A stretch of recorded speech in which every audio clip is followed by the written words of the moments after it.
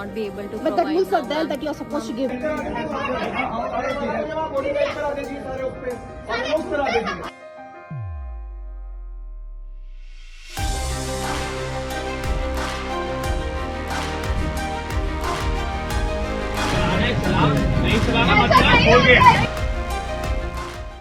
ಇತ್ತೀಚೆಗೆ ದೇಶದ ವಿಮಾನ ನಿಲ್ದಾಣಗಳಲ್ಲಿ ಆತಂಕ, ವಾಗ್ವಾದ, ಅಸಹಾಯಕತೆ, ಸಿಟ್ಟು ಇವೆಲ್ಲವೂ ಅತ್ಯಂತ ಸಾಮಾನ್ಯವಾಗಿ ಬಿಟ್ಟಿದೆ. ಯಾಕಂದ್ರೆ ಉತ್ತರ ಭಾರತದಲ್ಲಿ ಶೀತಗಾಳಿ ಬೀಸ್ತಾ ಇದ್ದಂತಹ ಸಂದರ್ಭದಲ್ಲಿ ಪ್ರಯಾಣಿಕರ ಸಹನೆಯನ್ನ ಪರೀಕ್ಷಿಸುವಂತಹ ಹಂತಕ್ಕೆ ವಿಮಾನಗಳ ಹಾರಾಟದಲ್ಲಿ ವ್ಯತ್ಯಯ ಕಂಡುಬಂದಿತ್ತು.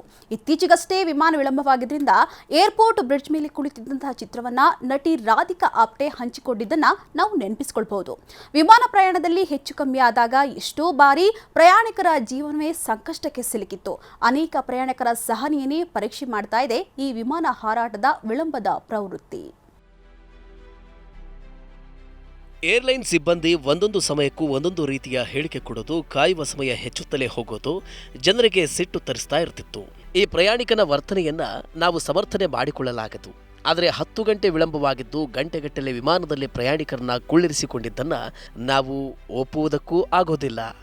ಮಂಜು ಮತ್ತು ಕೆಟ್ಟ ವಾತಾವರಣದಿಂದಾಗಿ ಡಿಸೆಂಬರ್ ಮತ್ತು ಜನವರಿಯಲ್ಲಿ ಇಡೀ ದೇಶದಲ್ಲಿ 500ಕ್ಕಿಂತ ಹೆಚ್ಚು ಫ್ಲೈಟ್ಗಳು ವಿಳಂಬ ಆಗಿವೆ ಅಥವಾ ರದ್ದಾಗಿವೆ. ವಿಮಾನ ಹಾರಾಟದಲ್ಲಿ ಆದ ವಿಳಂಬ ವಿಮಾನಯಾನ ಸಂಸ್ಥೆಗಳ ಕಾರ್ಯಾಚರಣೆಯ ಮೇಲೂ ಕೂಡ ಪರಿಣಾಮ ಬೀರಿದೆ. ದೇಶದ ಅತಿದೊಡ್ಡ ಏರ್ಲೈನ್ ಇಂಡಿಗೋದ ಕೇವಲ 22% ಫ್ಲೈಟ್ಗಳು ಈ ಸಮಯದಲ್ಲಿ ಸಮಯಕ್ಕೆ ಸರಿಯಾಗಿ ಹಾರಾಟ ನಡೆಸಿವೆ. ಇನ್ನು ಈ ಹಿಂದೆ ಏರ್ ಏಷ್ಯಾ ಆಗಿದ್ದ AIX ಕನೆಕ್ಟ್ 30% ಮತ್ತು ಏರ್ ಇಂಡಿಯಾ ಬರೀ 18.6% ವಿಮಾನಗಳ ಹಾರಾಟವನ್ನು ಸಮಯಕ್ಕೆ ಸರಿಯಾಗಿ ನಡೆಸಿವೆ. ಈ ಸನ್ನಿವೇಶಕ್ಕೆ ಪ್ರತಿಕ್ರಿಯೆಯಾಗಿ ಏರ್ಲೈನ್ಗಳಿಗೆ DGCA ಅಂದರೆ directorate general of civil aviation ಒಂದು SOPಯನ್ನು ಪ್ರಕಟಿಸಿದೆ. SOP ಪ್ರಕಾರ ಫ್ಲೈಟ್ ವಿಳಂಬ ಆದರೆ ರಿಯಲ್ ಟೈಮ್ ಅಪ್ಡೇಟ್ಗಳನ್ನು ಏರ್ಲೈನ್ಗಳು ನೀಡಬೇಕು. ಒಂದು ಫ್ಲೈಟ್ 3 ಗಂಟೆಗೂ ಹೆಚ್ಚು ಕಾಲ ಡಿಲೇ ಆದರೆ ಅದನ್ನು ಕ್ಯಾನ್ಸಲ್ ಮಾಡಬೇಕು ಮತ್ತು ಇದರಿಂದ ಸಂತ್ರಸ್ತ ಪ್ರಯಾಣಿಕರಿಗೆ ಅನುಕಂಪದ ಆಧಾರದಲ್ಲಿ ಸಹಕಾರ ನೀಡಬೇಕು. ಈ ನಿಯಮಗಳನ್ನು ಉಲ್ಲಂಘಿಸಿದರೆ ಕಠಿಣ ಕ್ರಮವನ್ನು ತೆಗೆದುಕೊಳ್ಳುವುದಾಗಿ ನಾಗರಿಕ ವಿಮಾನಯಾನ ಸಚಿವ ಜ್ಯೋತಿರಾದಿತ್ಯ ಸಿಂಧಿಯಾ ಹೇಳಿದ್ದಾರೆ.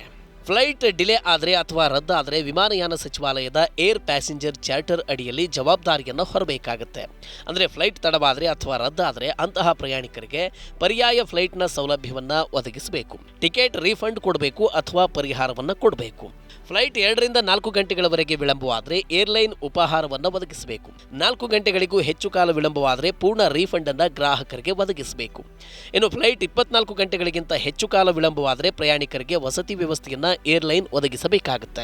ಫ್ಲೈಟ್ ರದ್ದಾದರೆ 2 ವಾರ ಮೊದಲೇ ಪ್ರಯಾಣಿಕರಿಗೆ ಮಾಹಿತಿಯನ್ನು ಕೊಡಬೇಕು ಮತ್ತು ಪರ್ಯಾಯ ಸೀಟನ್ನು ಒದಗಿಸಬೇಕು ಅಥವಾ ಪೂರ್ತಿ ರೀಫಂಡ್ ಅನ್ನು ಒದಗಿಸಬೇಕು. ಮೂಲ ಡಿಪಾರ್ಚರ್ ಸಮಯದ 2 ಗಂಟೆಯೊಳಗೆ ಪರ್ಯಾಯ ಫ್ಲೈಟ್ ಅನ್ನು ಏರ್ಲೈನ್ ಒದಗಿಸಬೇಕು. ಇಲ್ಲದಿದ್ದರೆ ಪೂರ್ತಿ ರೀಫಂಡ್ ಮಾಡಬೇಕು. ವಿಳಂಬವಾದ್ರಿಂದ ಕನೆಕ್ಟಿಂಗ್ ಫ್ಲೈಟ್ ಮಿಸ್ ಆದರೆ ಅದಕ್ಕೆ ತಗುಲುವ ವೆಚ್ಚಕ್ಕೆ ಅಥವಾ ಪರ್ಯಾಯ ಟಿಕೆಟ್ ವ್ಯವಸ್ಥೆಯನ್ನು ಮಾಡಿಕೊಡುವುದಕ್ಕೆ ಏರ್ಲೈನ್ ಜವಾಬ್ದಾರಿಯನ್ನು ಹೊಂದುತ್ತೆ. ಓವರ್ ಬುಕ್ಕಿಂಗ್ ಮಾಡಿದರೆ 24 ಗಂಟೆಗಳಲ್ಲಿ ₹10,000 ಮತ್ತು ಅದರ ನಂತರ ಬುಕ್ ಮಾಡಿದರೆ ₹20,000 ದಂಡವನ್ನು ವಿಧಿಸಲಾಗುತ್ತೆ. ವಿಶೇಷ ಸನ್ನಿವೇಶಗಳಲ್ಲಿ ಈ ನಿಯಮಗಳು ಅನ್ವಯಿಸದೇ ಇರಬಹುದು. ಏರ್ ಇಂಡಿಯಾದ ಮಾಜಿ ಎಕ್ಸಿಕ್ಯೂಟಿವ್ ಡೈರೆಕ್ಟರ್ ಮತ್ತು ಏವಿಯೇಷನ್ ಕನ್ಸಲ್ಟೆಂಟ್ ಜಿತೇಂದ್ರ ಭಾರ್ಗವ ಹೇಳುವಂತೆ ನೈಸರ್ಗಿಕ ವಿಪತ್ತಿನ ಸಮಯದಲ್ಲಿ ಏರ್ಲೈನ್ಗಳು ಸಂಕಷ್ಟಕ್ಕೆ ಒಳಗಾಗ್ತವೆ. ವಿಮಾನ ನಿಲ್ದಾಣದಲ್ಲಿ ಮಂಜು ಆವರಿಸುವಂತಹ ಸನ್ನಿವೇಶಗಳು ಇಡೀ ಏರ್ಲೈನ್ನ ಶೆಡ್ಯೂಲ್ ಅನ್ನು ಏರುಪೇರು ಮಾಡುತ್ತೆ ಮತ್ತು ಇಂತಹ ಸಂದರ್ಭದಲ್ಲಿ ಯಾವುದೇ ಕ್ರಮವನ್ನು ತೆಗೆದುಕೊಳ್ಳುವುದಕ್ಕೆ ಏರ್ಲೈನ್ಸ್ಗೆ ಸಾಧ್ಯ ಆಗೋದಿಲ್ಲ. ಸಾಮಾನ್ಯ ದಿನಗಳಲ್ಲಿ ಪ್ರಯಾಣಿಕರು ಕ್ರಮವನ್ನು ತೆಗೆದುಕೊಳ್ಳಬಹುದು, ಆದರೆ ನೈಸರ್ಗಿಕ ವಿಪತ್ತುಗಳಿಗೆ ಏರ್ಲೈನ್ಗಳು ಹೊಣೆಗಾರರಾಗಿರೋದಿಲ್ಲ.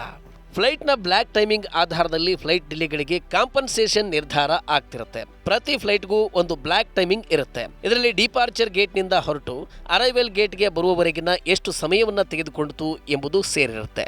ನೀವು ಗಮನಿಸಿರಬಹುದು, ನೀವು ಫ್ಲೈಟ್ ಹತ್ತಿ ಪ್ಯಾಸೆಂಜರ್ ಆ ಫ್ಲೈಟ್ ಒಳಗೆ ಕುಳಿತು ಗೇಟ್ ಕ್ಲೋಸ್ ಆದ ನಂತರ ವಿಮಾನ ಟೇಕ್ ಆಫ್ ಆಗೋದಕ್ಕೂ ಮೊದಲೇ ರನ್ವೇಯಲ್ಲಿ ಒಂದು ಸ್ವಲ್ಪ ದೂರದವರೆಗೆ ವಿಮಾನ ಹೋಗುತ್ತೆ. ಅದೇ ರೀತಿ ಇದು ಲ್ಯಾಂಡಿಂಗ್ ಆದ ನಂತರ ವಿಮಾನ ರನ್ವೇಯಲ್ಲಿ ಒಂದಷ್ಟು ದೂರ ಹೋಗಿ ಆಮೇಲೆ ನಿಲ್ಲುತ್ತೆ. ಅದಾದ ಮೇಲೆ ಪ್ರಯಾಣಿಕರನ್ನ ಇಳಿಸಲಾಗುತ್ತೆ. ವೆಬ್ಸೈಟ್ಗಳಲ್ಲಿ ನಾವು ಫ್ಲೈಟ್ ಟೈಮಿಂಗ್ ಚೆಕ್ ಮಾಡಿದಾಗ ಅದರಲ್ಲಿ ನಿಜವಾದ ಟೇಕ್ ಆಫ್ ಸಮಯವಾಗಿರುತ್ತೆ ಮತ್ತು ಲ್ಯಾಂಡಿಂಗ್ನ ನಿಖರ ಸಮಯ ಆಗಿರುತ್ತೆ. ಆದರೆ ರನ್ವೇಯಲ್ಲಿ ಒಂದು ವಿಮಾನ ಓಡುವ ಸಮಯ ಇದರಲ್ಲಿ ಸೇರಿರೋದಿಲ್ಲ.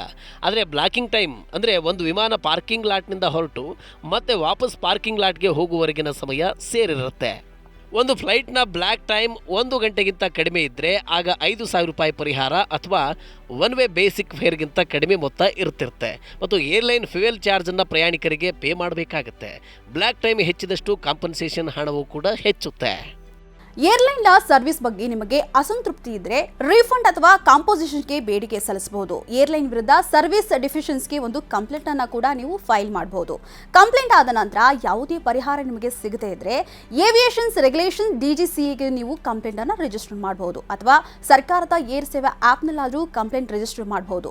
ಆದರೆ ಬಹುತೇಕರಿಗೆ ವಿಮಾನ ಇಳಿದ ಮೇಲೆ ಇವೆಲ್ಲ ಮರೆತೇ ಹೋಗಿರುತ್ತೆ. ಹೀಗಾಗಿ ಫ್ಲೈಟ್ ಡಿಲೇ ಆದರೆ ಅಥವಾ ಕ್ಯಾನ್ಸಲ್ ಆದರೆ ಅದರಲ್ಲಿ ನಿಮಗೆ ಯಾವ ಹಕ್ಕುಗಳಿವೆ ಎಂಬುದನ್ನು ತಿಳ್ಕೊಂಡು ಅದಕ್ಕೆ ತಕ್ಕಂತೆ ನೀವು ಕ್ರಮ ತೆಗೆದುಕೊಳ್ಳಿ.